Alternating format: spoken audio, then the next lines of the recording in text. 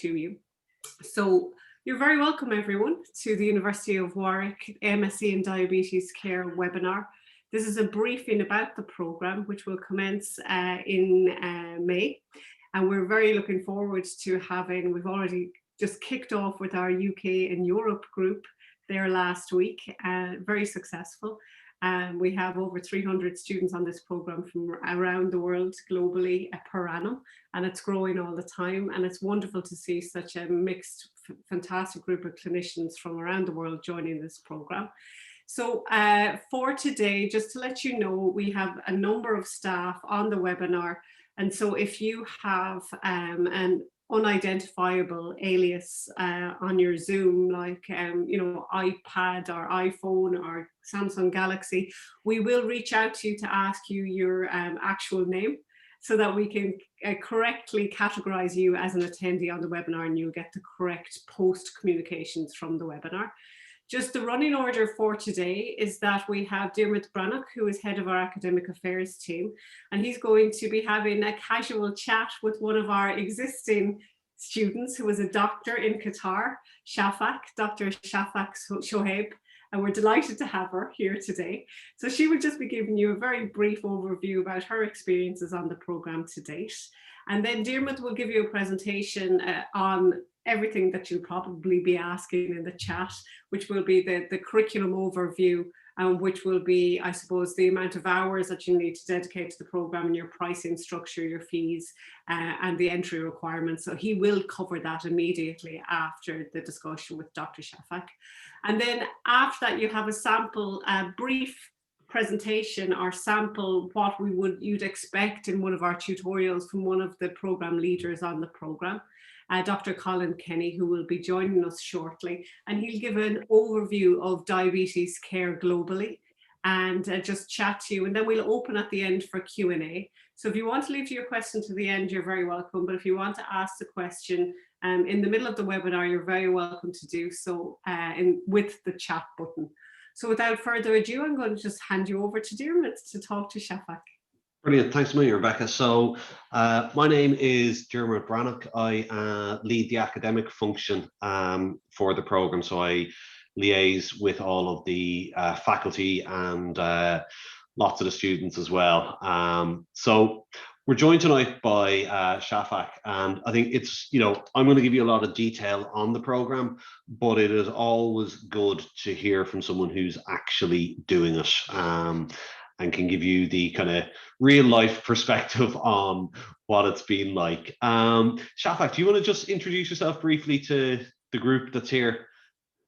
Yes, thank you. Good evening from here to everybody and to all my colleagues. Thanks, Dermot. My name is Shafak. I'm a consultant physician. I'm working with Primary Healthcare Corporation in Doha, Qatar. And just this time last year was when I attended one of these webinars, and I'm currently a student just coming to the end of my diploma now with iheed. Brilliant. Thanks a million. And Shafak, I mean, you've done a postgraduate qualification in the middle of a pandemic. What made you decide to do the program? What drew you to say, I need to get more expertise in diabetes? I think diabetes is an area that I've always been interested in, and just finding time, juggling career, home life, family commitments, everything else it was just when the pandemic hit, I realized that I was going to be spending a lot more time indoors. I saw one of these iheed webinar advertisements, and I spoke to a couple of my colleagues regarding the diploma from iheed, and everybody gave such a glowing reference and said that the program was excellent. And just like all my colleagues here today, I attended as a prospective student, and I was convinced after listening to the speakers that actually this was going to be the right program for me. And actually, I have to say, I'm so far thoroughly enjoying it. That's brilliant to hear, always. And how have you found, I mean, most people in this program, the average age in the program is, depending on the group, it's kind of late 30s into 40s, and sometimes much beyond that. So it's always a few years, if not many years, since people have done an academic qualification. how did you find kind of adjusting to academic life and as well as having a clinical workload, and how was the return to study? Initially, there is some worry because a lot of us have been clinicians for a long time, and the last time we were students was probably quite a few years ago. But the program is designed so cleverly that actually it guides you through how to critique papers, how to look at the evidence. And nowadays, as clinicians, a lot of what we do is guided by clinical evidence. And especially in diabetes is such a ever-evolving area that keeping up to date independently is very difficult. But the program is so excellent because we have weekly tutorials with the best in the field probably, and we're so lucky to be able to do that from the comfort of our own homes. And especially the online working environment, it guides you very, very nicely. So within a couple of weeks into the program, you actually find your rhythm and you're back into that mode quite gently. So initially, I can understand why colleagues would be afraid to take up academic writing and academic work, but actually I want to reassure them that within a couple of weeks in the program, everything starts becoming more natural. We just get better at it and it all comes back naturally. And it's funny, one of the slides I'm going to show later on is we asked people who qualified 3 years ago what benefits or not the program had for them. And one of the things that comes out really strongly is that ability to critique journal articles when they come out, that if a clinical trial result comes out, that you're not waiting for somebody else's interpretation of it, you're just reading it and you're just forming your own view on it, which is I think there's a few really transferable skills off the program, and I think that's one. And the other is probably the chronic care model of managing diabetes is, as I'd argue, as relevant to COPD, cardiac, etc., as it is to diabetes. And I suppose the other area that I think people thinking about coming onto the program will want to know is, does this actually change patient care? Does this change how you deal with people with diabetes? Oh, absolutely. I mean, I think personally, this is one of the things that I found most rewarding out of the program, that actually I've noticed working through the modules, it guides you so cleverly in terms of right the way from diagnosis to treatment options, to complications, to counseling, because we all know telling somebody what to do never actually works unless you work with them. Yeah.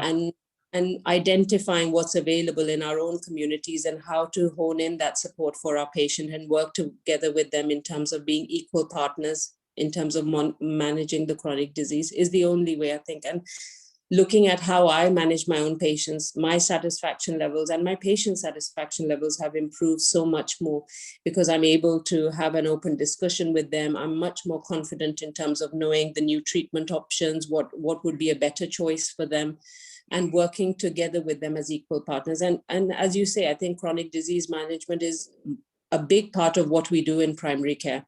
And as diabetes is one of the biggest chronic diseases worldwide, I think it's a very, very good skill to have. Yeah, I couldn't agree more. I think the burden of diabetes is only going to grow in the next decade, and as it does, I think more and more is going to be asked of primary care, because the hospital systems, it's not an efficient way of doing it. It's also not a patient-centered way of managing diabetes either.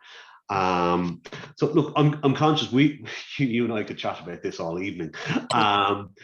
Is there any advice that you would give to somebody considering coming onto the program? You're coming right to the end. Your final assignment is due in a couple of weeks' time. You've kind of seen it, warts and all, easy times, tough times. What would you say to someone thinking about it? What I would say to anybody who's thinking about it is that you're in very good hands. University of Warwick is one of the best places to do this diploma if anybody is considering to take it up. And secondly, I would say that don't let the COVID pandemic put you off, because we can all find better ways of working, and you will find ways to do the coursework, you will find ways to do the essays, and you will actually enjoy the tutorials. And at the end of the course, what this course will give you is the confidence to manage your patients better. So I would say to everybody that don't let any reservation hold you back, go for it, and I'm sure you'll do well. Shafak, look, thank you so much for your time this evening. Pleasure. It's so valuable for people to hear from someone who's actually taken the program, who's gone through it and come out the far side of it, scoring extremely well as you went along. So no, thank you so much. Thank you. Brilliant. Okay, guys, what I'm going to do is I'm going to share a screen and go through the actual overview of the program. I can see lots of you are putting questions into chat as we go along, and that's brilliant. And Rebecca and the team will answer those as they go through. And then at the end, we'll pick up anything that needs more detail or that we haven't gone through enough. So the first thing that you're going to notice is we've spoken about iheed and the University of Warwick in the same breath. So to let you know who iheed are, we are an Irish medical education organisation. We were founded by a family doctor in 2013 and do nothing but medical education. We've worked really extensively across the Middle East for the past 7 years, doing things like family medicine residency training programs in Saudi Arabia. We've got a new one now in UAE. We've done lots and lots of the training in HITC in Qatar. We've built out their online training. So we're very close to the ministries of health in across the Middle East, and really, this is where a lot of our program interest, particularly in diabetes, started, was looking at the burden of diabetes across the Middle East. We've had over 300,000 course completions to date on our online learning platform, and you'll see some of that this evening. So this qualification is brought to you. We're bringing it with the University of Warwick, and the award that you get at the end of the program is a University of Warwick award. They are ranked, depending on the particular rating that you look at, they're either 8th or 10th in the UK. So they are right at the top of the league tables in the United Kingdom. They're ranked 62nd in the world. So, they are massively inside the top 100 universities. In Europe and, increasingly globally, they're seen as a center of excellence of diabetes education. They started their postgraduate diabetes offerings about 20 years ago. They've over 14,000 graduates on it, and they've a huge education input, and they've also got a huge research focus as well. And they're a member of the Russell Group of Universities in the UK. So the qualification that you get, be it either the postgraduate diploma in diabetes or the master's in diabetes, is a level 7 UK university qualification. And we'll come back to this a couple of times, but it makes no differentiation between an on-campus program and an online program. It is the exact same award that you would get if you were studying on campus in the UK that you get from completing this program. There's no mention of online, there's no mention of distance learning, nothing like that. I think what Shafak mentioned was, I think, really, really pertinent, that, we are in the middle of a pandemic, and depending on what country you're in, Ireland, we're coming at the tail end of our third wave now of COVID. Lots of countries in the Middle East are heading into a significant second wave at the moment. What the literature tells us and what the research shows us is when the focus moves to dealing with the pandemic and dealing with the disease at the heart of the pandemic, you get interrupted care. And you get interrupted care, particularly in chronic disease management. And we know we are storing up a host of problems around diabetes, around cancer care, etc. And there's never going to be a better time to be more expert in the management of diabetes, particularly for those of you that are working in a community setting, because we know when people are working at home more, when they can't travel, diet, exercise, all of that, the struggles that people have with that are intensified, and that's only going to exacerbate diabetes. So what this is offering then effectively is it's a 12-month postgraduate diploma, and that's going to be the focus of most of the talk this evening. And then you can go on and do a 10-month Master of Science module at the end. But so it starts off with a 12-month postgraduate diploma and then a 10-month MSc. The accreditation is from the University of Warwick. It is recognised, and we have hundreds of graduates at this stage from across the Middle East. It's recognised by most of the main regulators in the Middle East. So QCHP recognised it, the Dubai Health Authority, KIMS in Kuwait, etc.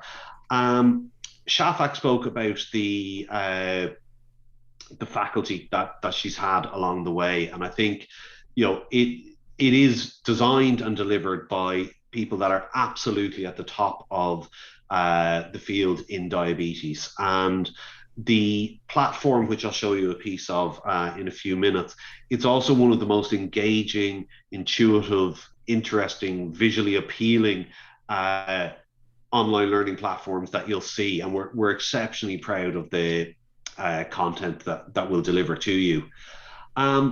In terms of, and this is just, this is some of the 28 or 30 odd faculty that deliver on the program. So Colin Kenny, who you'll hear from after me this evening, is an examiner with the RCGP and was previously chair of the Diabetes Society. Dermot Quinlan is the National Diabetes Lead in Ireland. Stephen Lawrence is the Associate Prof in the University of Warwick, and he's an advisor for Diabetes UK, and he's a clinical diabetes lead for the Royal College of General Practitioners. Pam Brown is editor-in-chief of Diabetes and Primary Care Journal. She's on the Primary Care Diabetes Steering Committee, and she is involved in the NICE guidelines development for treatment modalities in diabetes. We've lecturers that are based across the Middle East as well. We've got people in Al Ain, we've got people based in Doha, and then I've put up Mohammed Farghali, he's with the Dubai Health Authority, he's with the Dubai Medical College, and he's head of medical regulation, and just a fantastic tutor. So your education experience is going to draw from across the globe. We've people from the University of Melbourne tutoring in the program, from Malaysia, and having that international experience is really, really strong.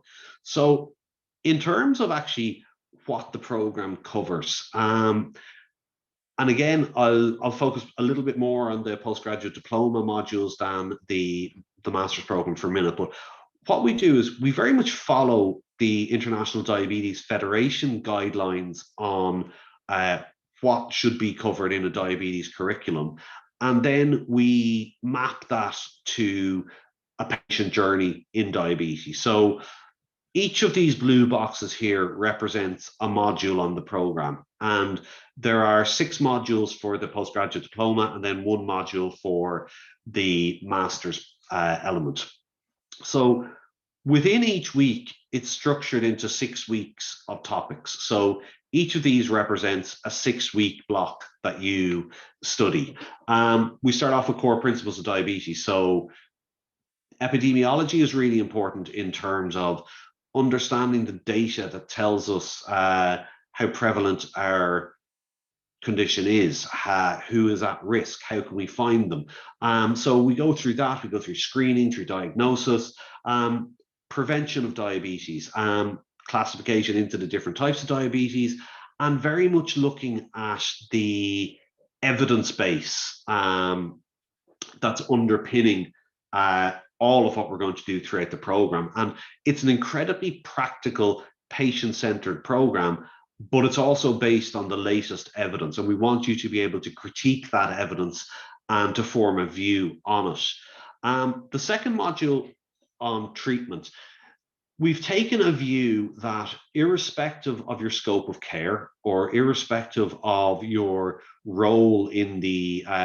interprofessional team looking after somebody with diabetes, we will give you the full range of treatment options and talk you through them. So, in some countries, a family doctor won't be able to prescribe, say, sulfonylureas or a GLP-1, depending on the country that you're in. In other countries, they can. We take the view of, we will teach you about all of it. And I think, it goes back to Shafak's view earlier that more and more of this is going to end up being managed in primary care. So when the time comes that you're considering these options and they are within your scope of care, you'll be comfortable and confident with them. Shafak also spoke about, a partnership with your patient and of being able to empower your patient to have a sense of control and responsibility and ownership of their condition. And that's very much what our third module does. It gives you a toolkit to draw from of techniques around motivational interviewing, around persuasion, around how your patient is going to react to certain things. If you're effectively bringing your patients in and they're failing to meet targets and you're intensifying treatments, then your relationship with your patient is going to be very much one where you're giving them bad news, they have to change something, and it becomes a kind of a negative spiral. So what this module tries to do is give you the tools to really get your patient to feel a sense of responsibility around their diabetes, to be involved in the decision making around how they're managing their diabetes. And that's through structured education program, it's through behavior change, it's through lifestyle modification of diet, exercise, things like that. It's also that your patient is confident in self-monitoring, in managing when they have sick days. And then it's knowing what to do when they have acute complications. So it's a fascinating module, and one that it challenges how you interact with your patients, and usually has a huge impact on how people structure their care in a very, very positive way. So this makes up the first semester of the program and is done over approximately 6 months. We then move to the second semester, which focuses on, some would say the inevitable complications, but focuses on the complications that often come with diabetes. So you do a bit on pathophysiology in both microvascular and macrovascular complications. We get into, eyes, kidneys, feet, etc. And then there's a big focus in module 5 on cardiovascular risk prevention and really kind of managing your patients in that arena. Module 6, and you can see that this program was conceived of and developed in the Middle East in particular. Gestational diabetes is a huge issue. Ramadan and Hajj, when your patients are fasting, which patients should fast? How do you work with a patient who wants to fast but perhaps shouldn't be fasting? Sports and exercise and travel, and when people were able to fly, what would happen to someone's regime if they were flying 4 hours east or west? How would they manage their medications? At what point should someone not exercise if their blood sugars are a little high? There's a huge relationship between mental health issues and diabetes. And again, we give you the awareness, but also the tools to manage that. We then look at diabetes in later life. People living with diabetes are living far, far longer than they've ever lived before, which is fantastic. But that leads to a lot of comorbidities that, as a clinician, you have to manage. So you can see over the year that you do the postgraduate diploma element, you're very much following the patient journey and getting a really, really in-depth experience of how to manage somebody with diabetes. And, you know, what our alumni tell us is, you know, they go from being slightly hesitant and avoiding of the complex, difficult to manage patient to actually seeking them out. And, you know, they are the person within their clinic, or if they're running a diabetes clinic, that, you know, other professionals turn to for guidance, because they've got the expertise in how to manage somebody with diabetes with a huge amount of confidence. About 50% of the people in the program will stop at this point after completing the postgraduate diploma.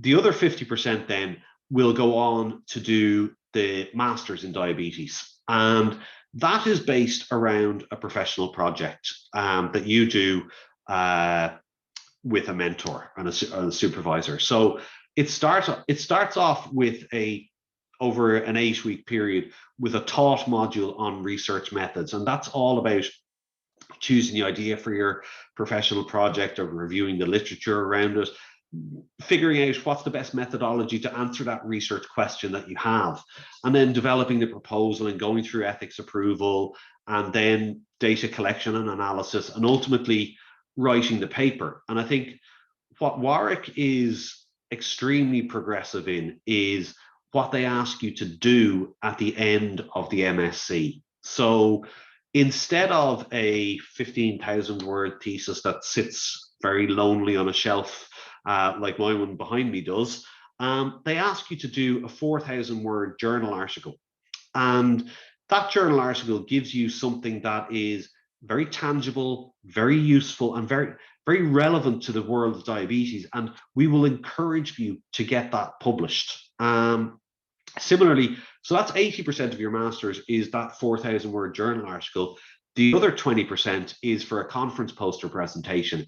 Again, we want to give you something that is of utility to you, that you can bring to Arab Health, that you can bring to the Emirates Family Medical Society conference, etc. That, you know, we want to give you something that you can be proud of and that adds to the body of knowledge in diabetes. So, you know, we think that's an incredibly valuable output from a master's program, and better than a long dissertation or thesis that you know, goes unread by many people.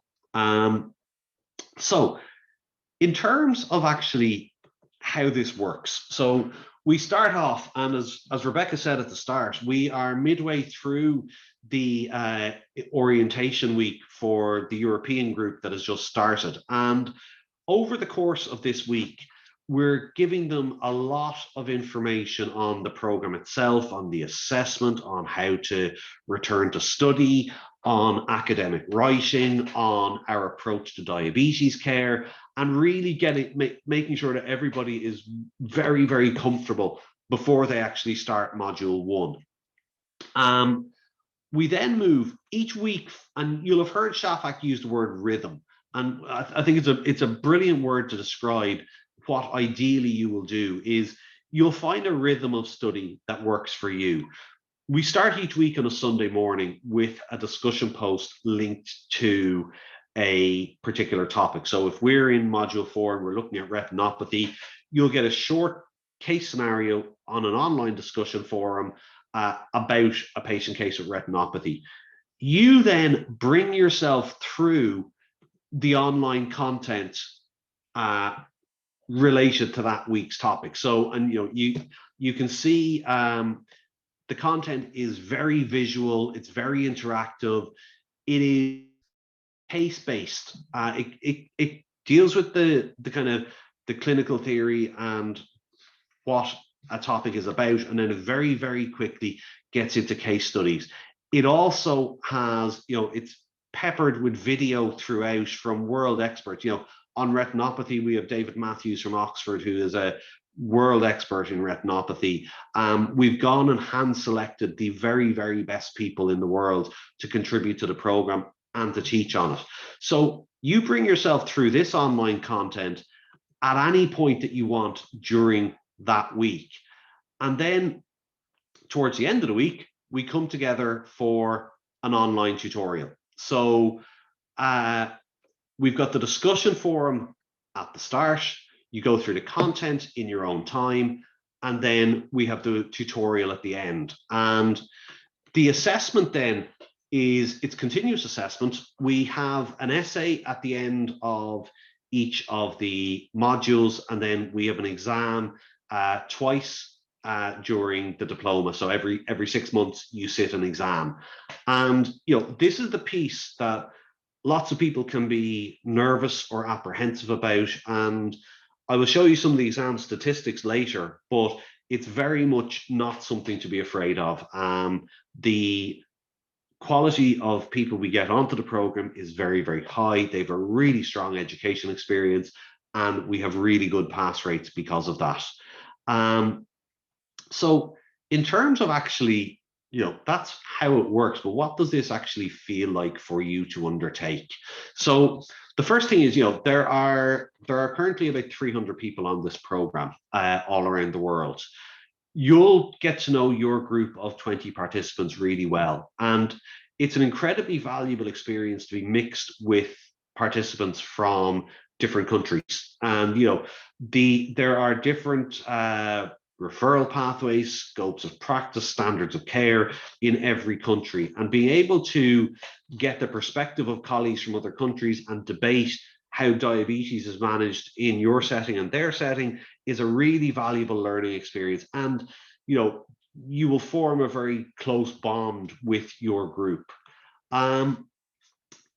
The flexibility of the structure of having the kind of 6 by 6 week modules for the diploma and then the master's program separated, it works very, very well in terms of the pace. It's fantastic to be able to do a postgraduate qualification within a year and then a master's in under 2 years. It's it gives you enough time to go through things at a pace that you can handle, but it doesn't drag the qualification out for 3 years or more. It is designed, and I think this is really important, the program is designed from the outset to be online in nature. So it is manageable. Everybody on the program is a full-time clinician and a part-time learner. The tutors are all full-time clinicians and part-time faculty. It is designed that you can manage this within your clinical workload. Most people are putting in somewhere between 5 and 6 hours a week into the program. And then, they'll put in a bit more coming up to an essay or an exam, but it's very manageable within that time frame. And the other piece, again, Shafak spoke about this, is the level of support is enormous. It is, as a part-time learner, it's really important that you are guided and supported the entire way through the program. And I see I see some names on this webinar from people that have done our diploma in pediatrics with the Royal College of Physicians. And what I'd say is it's a very similar experience in terms of the level of support that you get from the course management team, but also, there's a really good structure around the program. So Stephen Lawrence, who you'll meet at induction if you join the program, Colin Kenny, who you'll meet this evening, the program leaders are incredibly dedicated to the program. The tutors are, they are expert in diabetes. They are amazing educators, but they also care passionately about their groups and about their students, and they really go out of their way to make sure that they have everything that they need. For people that need it, we can provide mentors. I think one of the key supports is the course management team.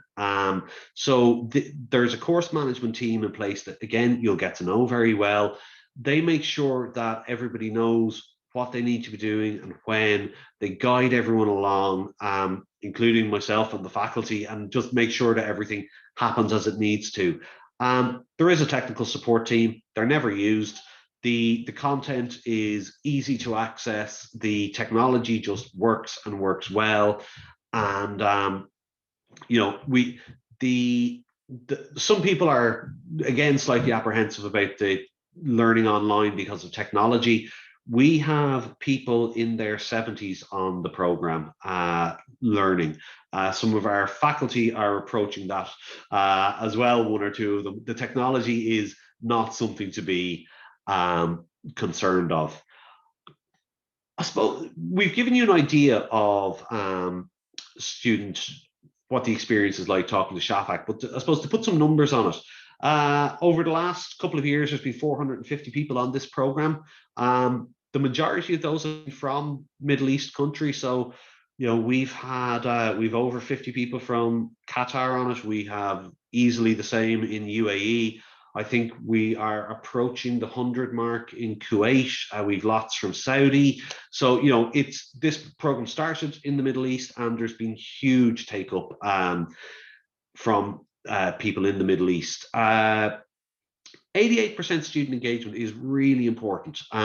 You will not get to do everything on the program. Your family life or your working life will interfere at times, but it won't affect your performance. And, you know, you can see that the program design clearly works for part-time learners and full-time clinicians when, you know, 100% positive feedback on program support and organization, which is amazing.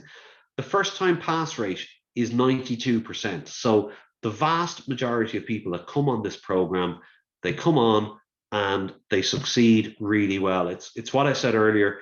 We've a really high caliber of people that join the program. They have a really good education experience. They have a fair but challenging assessment, but it is fair, and the pass rates are really high. Again, I spoke to Shafak at the start about, you know, how has this affected her patient care? And this is a pre and post survey that we have given to participants. And, you know, you can see the ones like cardiovascular prevention and initiating injectables, etc.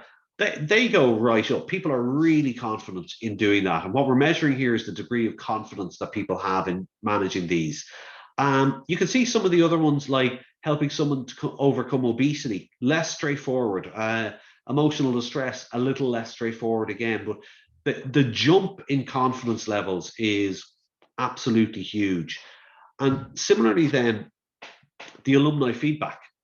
So these are the people that qualified in 2017. We went back to last year and said, you know, 3 years after the program, what's the impact been on your patient care, on your career, on your reputation with colleagues, on understanding research papers? And it's all had a hugely positive impact. So, you know, we're very proud of the impact that the program has had. In terms then of actually some of the nuts and bolts of coming onto the program. So what we will look for is evidence of proficiency in the English language. And the majority of people on the program, English is not their native tongue, but you know, they have been practicing medicine through English or been taught medicine through English and have a very good standard. We do not ask you to give us a formal English language proficiency test like an IELTS test or a Cambridge test, etc. That is only required if you are traveling into the United Kingdom to study. So through the application process, we'll make sure that your level of English is sufficient that you'll succeed in the program. But we don't need a formal certification for that. You have to be employed clinically during the program. So, and that is if you are a doctor, a nurse, a dietitian, a podiatrist, a pharmacist, etc. It can be any patient-facing role within the interprofessional team that looks after patients with diabetes. But to contextualize the program, it's a very patient-focused program. You need to have insight into what managing patients is like. It will always ask you, you know, the approach we take will be to always ask you things from your clinical perspective. And that will be very different if you're a pharmacist or if you're a family medicine doctor or a cardiologist, etc. So the academic requirement then is that you have a health science degree from a recognized university. There is a route for nurses that hold diplomas, that's slightly different. So get in contact with us if you're in that bracket. But primarily, we will look for a health science degree to come onto the program. What we'll look for then from you is a copy of your degree transcript, a personal statement as to why you want to come on the program. And again, that gives us comfort around the quality of written English that you have. We'll ask you either for an employer or an academic reference. And all that is saying is that you're a clinical professional in good standing. And then we'll ask you for photo identification.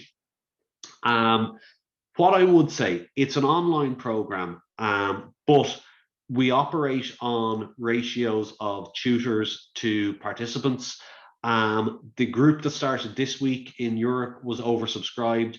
The group coming in May now into the Middle East and South Asia, that is filling very, very quickly. The program, 9 times out of 10 is oversubscribed, which is fantastic. But what it means is, if you are interested, we would advise you to apply earlier rather than later.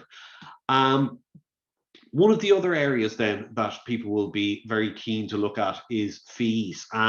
Obviously, there's people from a whole host of countries here on the call this evening.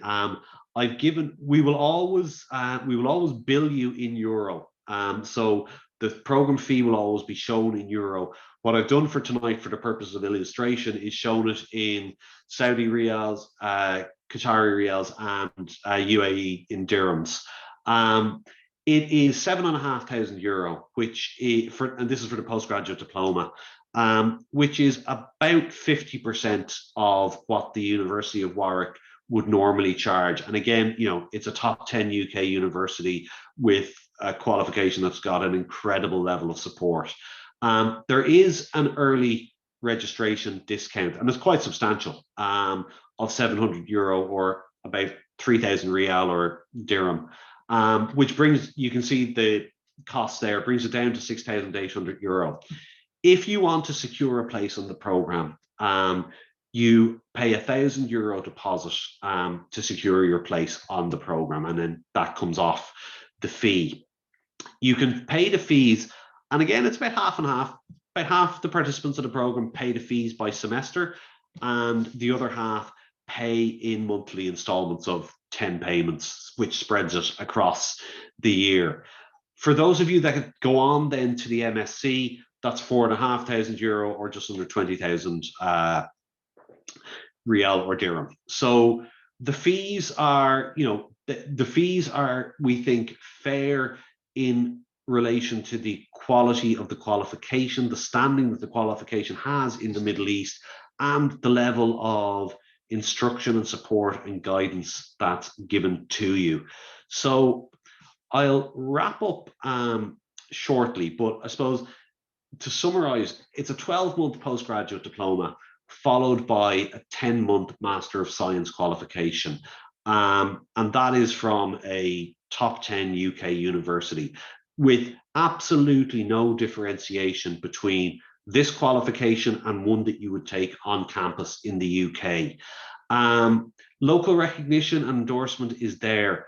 Some of, we've support from the likes of PHCC and Hamad in Qatar, from the Saudi Commission, from KIMS in Kuwait, from the Dubai Health Authority and SEHA. And some of those institutions will automatically grant kind of set number of CPD hours against the program. So if you're in SEHA, I think it's 96 hours. If you're in QCHP, it's 36 hours. If you're in KIMS, I think it's somewhere in the middle. So it depends on exactly where you are, what exact recognition it gives. But I suppose what I look at is what are our alumni doing? And lots of our alumni in the Middle East are managing diabetes clinics. So if you're in the DHA or if you're in PHCC in Qatar, a lot of our alumni will be involved in the management of diabetes clinics. I think, to the points on the right of this slide, the program delivery is really, really innovative. It's very patient focused. It is very practical.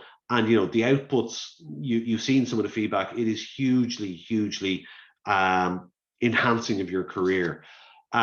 It's also fun. You know, I'm conscious, this is a webinar where we're giving information to you, but actually the program in a small group of 20 is very intimate, very interactive. It's fun. You know, you're learning with others in a similar situation to yourself. Everyone's full-time clinicians, everyone's juggling difficult patient cases, and learning within that environment it's a really nice thing to do. So I'm very conscious of the amount of slides I have put up here, so I'm going to stop screen sharing. And Rebecca, I haven't been able to see the chat function as I've gone along. Is there anything you'd like me to repeat, or will we hand over to Colin? We better hand over to Colin. We've only 10 minutes, so we better get a move on. So yeah, like, just obviously, Colin, we'd love you to give a sample of your presentation to the participants today, and it would be indicative of what they'd expect, a little less interactive. But yeah, and then we're getting the chats as we go along, and we're answering them. But feel free to continue to ask any questions. We welcome all queries. Brilliant. Yes, indeed. Good evening, everyone. It's another Irish accent for you. I'm Colin Kenny. I'm course leader on the University of Warwick Diploma course. I've been a family doctor for 30 years and I've had a long-standing interest in diabetes. Dermot has given us an excellent overview of the diploma, of which I'm the course leader and I'm very proud of. But tonight I'm going to talk a little bit about the course again. Together we're going to look at the world of diabetes. We're going to look at the key course content together, and then because you've joined a diabetes meeting, I'm going to give you a little update on diabetes management tonight. The flavour of the course, well, it's just important to say that the course matches on to the International Diabetes Federation curriculum. We do look at type 1 diabetes, but also type 2. Dermot has told you about our experienced tutors. We look at modern management, individualising care, and of course, he's already told you it's very flexible. And it's recorded each week, and it's available for you to follow up. Together, I want to look a little bit at the world of diabetes, particularly the pandemic of diabetes. I've used this particular slide for quite a long time. Paul Zimmet's a well-respected Canadian diabetologist. He described diabetes as the largest epidemic in human history, but of course, we're all very aware of COVID that has come along in the last year. We're now just in the UK at the 1 year anniversary of our lockdown. And of course, we've now got the 2 epidemics. And it's just worth observing that people who were well-controlled diabetes did very much better than people who were poor control of their diabetes if they got COVID. Of course, it's a worldwide phenomenon, particularly centered in the Middle East, where I know you are tonight. There's been a very dramatic increase, and a very dramatic increase is also planned, whereby some countries have already passed their 2030 target. So just a quick look at the countries where you're from tonight. You can see that the percentage of the adult population is hovering around 20%. The reasons are well outlined. It's lifestyle reasons. We take a culturally sensitive approach to diabetes. It is putting a very big strain on national healthcare budgets. And of course, all countries everywhere want to have prevention better than cure. Inactivity is a big part of it. Some of you may be in Kuwait tonight, where you can see 67% of the population are totally inactive. But we're not that far behind you in the UK. We're up to about 40% of the population are inactive, but that's certainly driving this epidemic. Key course content I want to talk a little bit about. There's a lot of sand in the Middle East, and in Module 1 we teach you how to diagnose diabetes and why that line in the sand is drawn at 6.5% or 48 millimoles per mole. We do tend to follow the ADA standards of care. This is this year's document, very good document. We base a lot of our materials on this document. Of course, we look at NICE and SIGN in the UK, but their particular document has not been updated for a wee while, which is why we base our Module 2 on that. We will, of course, tell you about the drugs, which is a big thing that people do join the diploma for an update on the newer therapies, and we teach you about the injectables, insulin and GLP-1s. Many people in the Middle East are confident about starting insulin, and we look at all the aspects of insulin in Module 2. Week 4, we have it devoted completely to insulin, how to use it and when to use it. And as you might expect in a course like this, we also tell you how the medication works and where it works. This is a complex slide, but as you might imagine, we go into the modes of action in great detail during the course. Targets are a controversial area because different societies set different targets. I think it's just worth remembering that all these targets are based on patient characteristics, preferences, potential side effects and costs. So that's why targets can shift a little. If you are setting goals for your patients with diabetes, then start with the problem, develop a collaborative goal and validate their goal and plan. So our mantra would be, no decision about me without me is how we inform patient choice in people living with diabetes, because, folks, we need expert patients. Patients living with diabetes spend 3 hours a year with healthcare professionals like yourselves. For the remaining 8,757 hours, they have to manage this complicated condition themselves, which is why we try to empower our patients. Language does matter. So if I've been talking to you 15 years ago, I'd have been talking about diabetics, whereas you know now the contemporary expression is people living with diabetes.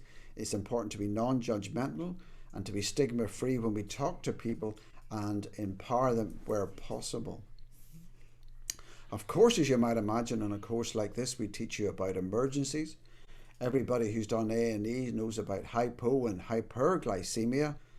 But remember, there are other emergencies. Here's a 67-year-old patient who's living with diabetes and comes into the treatment room because his family or he are slightly concerned about a black area on his foot. Looks simple enough, but remember, when you look at this foot, there's a lot of callus on this foot. This foot has been insensate for a while. Look at this red area. It's almost certainly infection, but this black area is particularly worrying in a patient like this. Almost certainly this patient has a deep ulcer beneath that and possibly osteomyelitis. So this is an emergency too. This is the same fair day referral to secondary care. As Dermot has told you already, yes, we deal with all the microvascular complications, all the opathies. Of course, we have a full module devoted to that, module 4. And we also look at macrovascular complications, which I'm teaching on at the minute, all the big vascular complications, and that's module 5. I want to emphasize the importance of albuminuria. I think it's an undervalued investigation in diabetes care, but it's a very important one, because in module 4 we teach you how to diagnose nephropathy. But remember, you can go from an EGFR of 45 and be moderate chronic kidney disease, but if you've got a degree of albuminuria, that very quickly becomes a high-risk CKD. So now we're going to do a little update on diabetes management and breaking trials. I've already mentioned about COVID in the Lancet a couple of months ago. Had an extensive thing about diabetes and COVID. As you know, people with poor metabolic dysfunction did worse with COVID. If you had type 2 diabetes, it made your type 2 diabetes very much worse.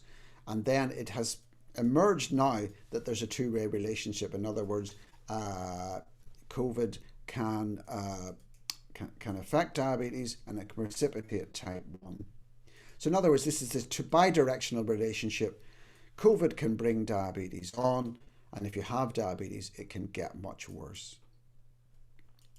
And then just to reinforce that, as you can see, once you get into the older age group, particularly actually if you have type 1, mortality has done people with diabetes and type 1 have done bad with COVID mortality. So just to emphasize this paper then, If you've got diabetes, hypertension, and especially cardiovascular disease, these are very important risk factors for COVID mortality and need to be very intensively addressed, as I've mentioned to you already. Just another little interesting thing that has emerged this year is the emergence of the SGLT2 class of drugs as standalone agents for the treatment of heart failure themselves. Of course, we'll be coming back to SGLT2s and their utility.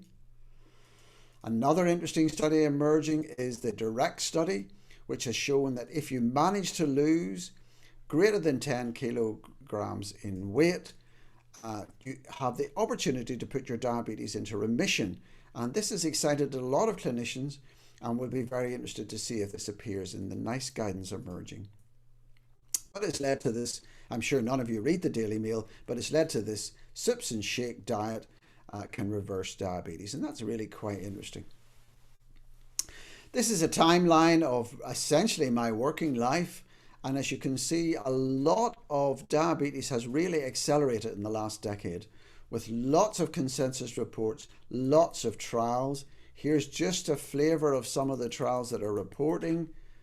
We don't expect you to keep up with all those trials, but we certainly expect you to know the important ones.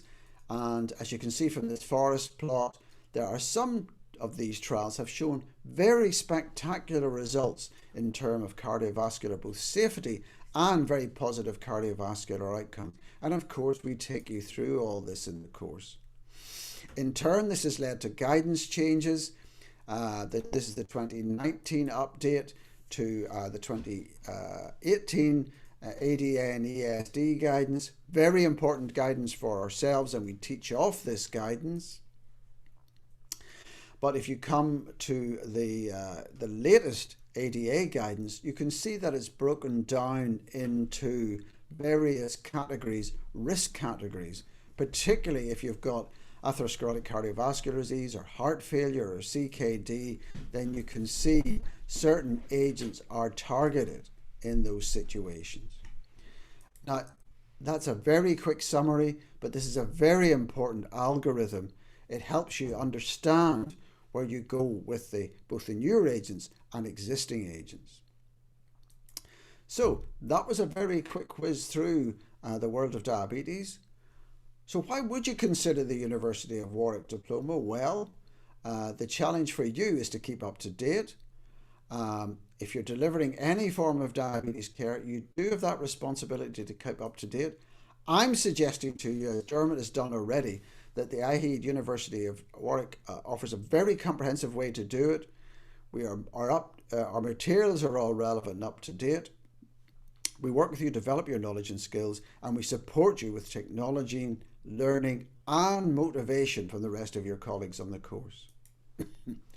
Remember, folks, that sitting is the new smoking. You've been sitting for an hour. Perhaps you should get up and walk about a little. But at this stage, thanks for your attention. Thanks for joining us this evening. I'm very happy. I know I've been answering some of your questions on chat. I'm very happy to take some questions in the remaining few minutes that we have. Anybody got any questions for me about diabetes in general or the course? I think we've been answering them as they go along, Colin. I haven't seen whether coming in. I think we have, Rebecca, yeah. Yeah, for once, I think we're on top of the chat and the questions. But if there's any more in the next few minutes, guys, we're happy to take them. Just to let you know that you will be receiving an email tomorrow with a recording of this webinar and a link to apply and a link to pay your deposit. As Dermot said, just because it's online, we don't continue to just take as many students as possible. It is limited, and we have a cap on the number of students we take per intake. So if you are interested in progressing, I would advise that you pay your deposit and apply as soon as possible. And of course, we have the early bird discount as well. So if you pay your deposit before that deadline, you do get that discount. So, but you will get the email tomorrow with the recording, the apply now, and the pay your deposit button. And you will also get a reach out from one of our education advisors by phone. They will be calling you, usually on a UK number. and they will talk to you in detail and see if you want to progress, and if you have any more questions that you'd like to ask, then they're happy to help you. So they will be reaching out to you in the next few days to just talk you through the program and the application process, and answer any queries that you have. Brilliant. Okay, well, thank you all so much for your attention this evening. It's been a pleasure to meet you, and we hope that we see lots of you on the program. Thank you so much. It was a pleasure. I know Absolutely. you're all We very look forward busy. to meeting you. Take care.